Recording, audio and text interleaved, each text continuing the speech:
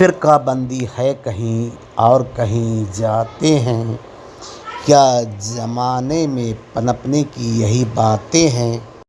علامہ اقبال فرماتے ہیں کہ اسلام فرقہ سے پاک ہے، مگر لوگوں نے اجماع امت سے الگ ہو کر دیوبندی، وہابی و قادیانی وغیرہ فرقہ میں تقسیم ہو گئے ہیں۔ قبیلہ کا تعصب بھی ہمارے اندر داخل ہو چکا ہے۔ کیا ہم اس طرح سے زمانے میں ترقی کر سکتے ہیں؟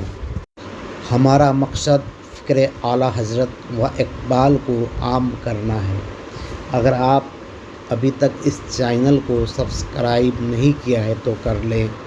ہم کو چاہیے کہ اللہ کی رسی یعنی اہل سنت و جماعت کو مستحکم طریقے سے تھام لیں اور قبیلے کے تعصب سے پاک ہو جائیں۔